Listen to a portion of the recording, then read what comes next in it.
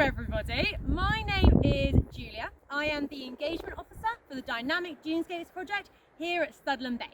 And here we have Kate, who is the Welcome Manager at Studland Bay. Today is a very different day to how it was in the summer. We're in October half term, it's been pretty rainy. A very different image to how it was in summer 2020. Can you tell us, Kate, what it was like here during the summer? Busy, loads of people, not many staff, people everywhere, everyone coming outside, so everyone who wasn't working were here as well. So we saw more people than we've seen ever before, I think, in a summer. That's quite extraordinary. Do you have any idea how many people actually came to visit Studland Bay during the summer? So if you're looking at our paying vehicles, we probably had 50% increase in number of payers in the previous years. So we're probably looking about maybe 60,000 payers.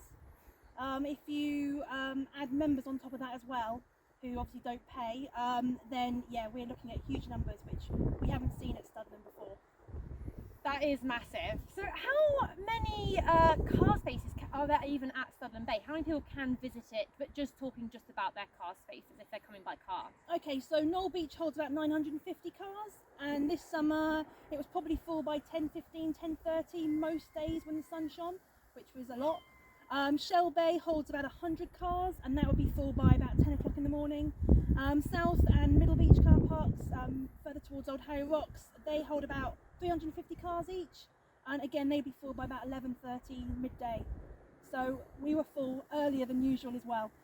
And incredibly busy. That is extraordinary. So how did the team at Studland Bay cope? Because about 80% of the staff were furloughed, there was really reduced numbers. How did you guys do it? We had to think smaller, and we had to kind of think about what should we focus on, what can we do with who we've got. We also borrowed the team from other locations as well to help us, which is awesome. It's basically thinking smaller, talking to as many people as possible, but obviously with restrictions in place, taking that into consideration as well. Definitely. I think you guys have done an amazing job really to be able to keep it open, keep it going, and so many people to be able to visit this site. But with such massive numbers of people, was there any negative impacts from that many people, or any kind of problems that you guys faced here? Litter, a lot of rubbish. Lots of people are great and take their litter home and put it in our bins, but there's also a lot of people who don't. And if you leave one bit of litter, people then add more litter to it, and then they add more litter to it, and then we've got to try and find it in some cases because the dunes are so vast that you can't always work out where someone was and where they saw the litter. We also had a lot of barbecues and fires. Thankfully nothing serious, but Dorset this summer was like a no-go for barbecues and anything like that. So a lot of patrolling to make sure people were not lighting up basically. And lots of people, and with the restrictions in place, we had a lot of nervous people as well. So actually having the dunes and a lot of space here, it meant more people kind of looked inland slightly and actually saw more of the dunes than they probably would have seen in a normal summer.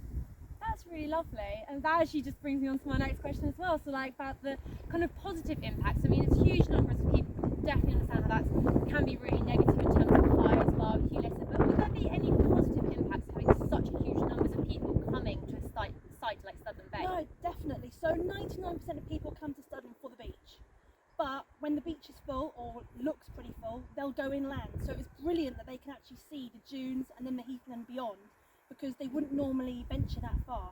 So that was a real bonus. And now that we know actually making sort of walkways and space for the wildlife in the dunes, then that meant they were helping that by walking through it and everything. So no, that was good. Okay, that's wonderful. So actually, even though there was huge numbers of people and people going onto the dune system, usually that can kind of be considered a negative thing, that they might be eroding or harming the dunes, but actually we're now seeing that's a benefit. Yes. So they're creating more space through their little paths, doing trails, more sandy spaces for rare wildlife and species. Amazing. So what do you hope to see for next summer, 2021? What is the kind of big dream hope for Studland Bay? Well, we'd like to see these people come back, and hopefully a lot of people have come to Studland who haven't been here before, so it'd be great to see them back. Probably have more conversations with people, so if we've got a larger team by then, we can actually spread ourselves better and talk to more people about what happens here, what they're doing, how it benefits or doesn't benefit the site. And we just want to make sure people know about Studland and what it involves. It's not just a beach. Wonderful. Thank you so much, Kate, for chatting to us, and thank you guys for watching.